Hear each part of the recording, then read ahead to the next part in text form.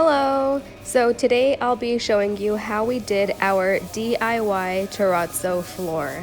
So this is the floor that we started out with. It was really ugly concrete floor that I'm pretty sure we had carpet for half of it and possibly tile for the other side. I'm not really sure. An older woman used to live in this house, so a lot of it is definitely outdated. So first, if you see those gray streaks, that's where we put the cement filler, and then we used the primer. And we're going in, we washed it first, and then we went in with the primer on the entire floor. I did keep the fridge there because I was scared that if we were to move it out of the way and then put it back, it's going to probably scratch that paint. So what we're going to be doing is priming it and then putting the paint over it. So it is a home floor paint from Behr. And I looked at the reviews and they all said that this was a good option for the kitchen because it's mildew resistant. It's that porch and patio paint that you see here. So the floor was definitely in some rough shape. And that's after the primer, so it kind of gave it a little glossy look. You could feel that it was very sticky, so it was going to be adherent to the paint.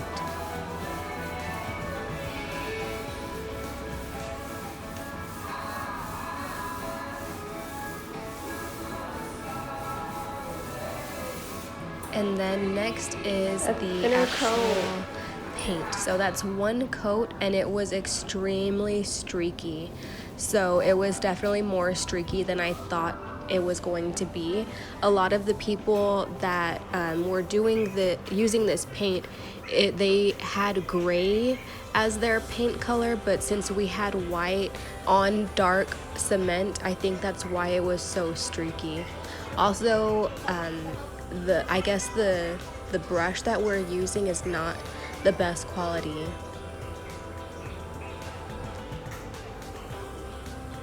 So this is after 4 coats of the paint. So what you're seeing now is Jason rolling on the paint. So this is our last and final coat of paint. I think it was the 5th coat. So we did the primer, then 4 coats of paint, and then the last final coat of paint, so 5 coats. And then once he was done with a section, I went in and put the paint chips on top of it.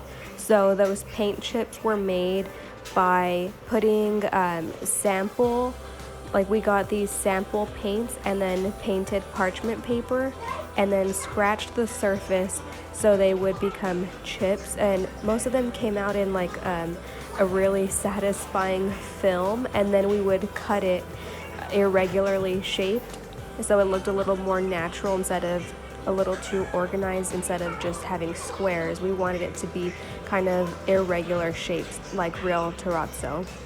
So Jason rolls out the paint, and then I go in and dust the paint chips on top. And sorry for the bad angle, you can't really see much, and that can of peppers is blocking half the kitchen.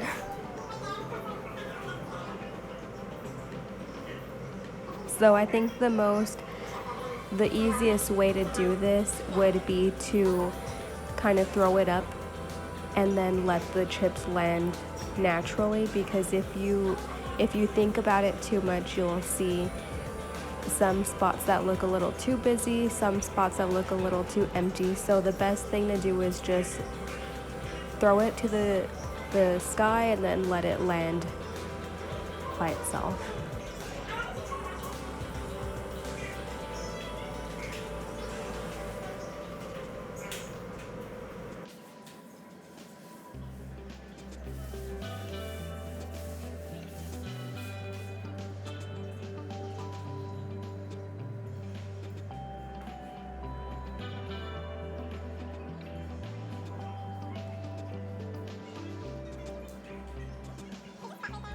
So at this point, I was getting real scared that we weren't going to have enough paint chips. So if you're going to be doing this, I would highly suggest having more paint chips than you think, because you're going to need a lot more and it's going to take a lot more time than you think. So definitely be prepared with enough of these paint chips. You're going to have a house full of parchment paper. Every single surface that we had in our house was filled with parchment paper and the paint drying on the parchment paper. So clear off all your surfaces beforehand. We had it all over the coffee table, on the desk, on the dining table, on the floor. Everything is going to be filled with this parchment paper. And then in the end, I still wish that we had even more paint chips, just so it could be just, I'm not sure if you can see, but in the kitchen it looks like a little bit more of the paint chips landed rather than towards this sliding glass door.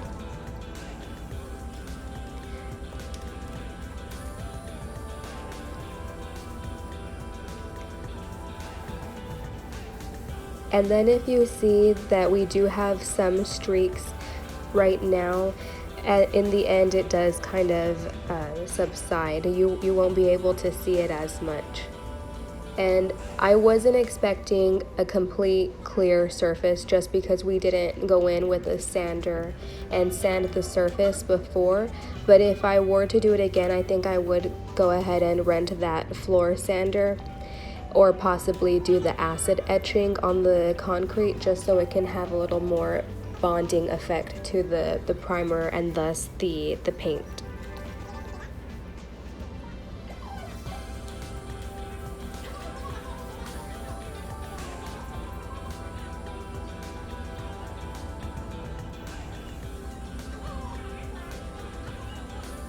So at this point, I'm really trying to ration these paint chips just because we have a couple square feet left.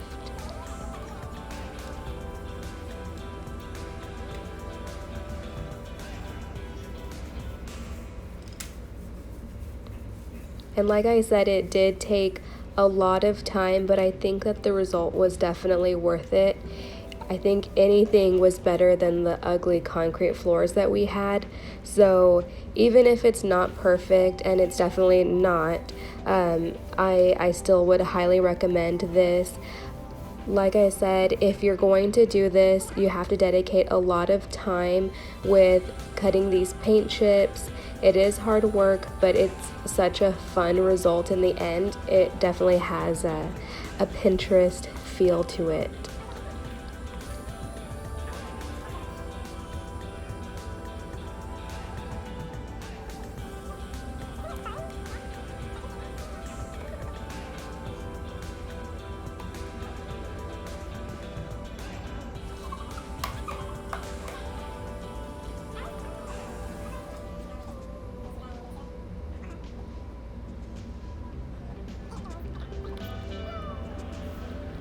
So we were able to walk on it, I say maybe about 5 to 6 hours.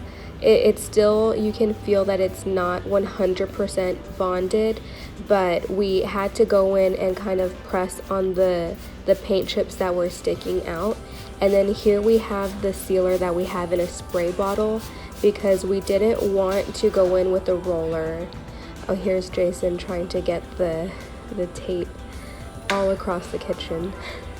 So yes, the paint chips were kind of raised, and when we sprayed it with a spray bottle, we pressed the paint chips down, and we didn't use the roller right away just because we were scared that when we ran the roller across, we didn't want the paint chips to adhere to the brush and then come off.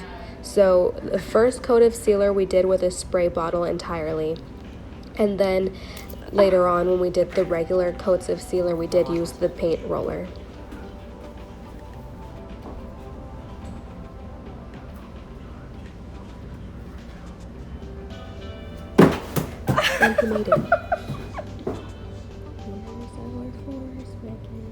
So here's the finished product. I love how it turned out.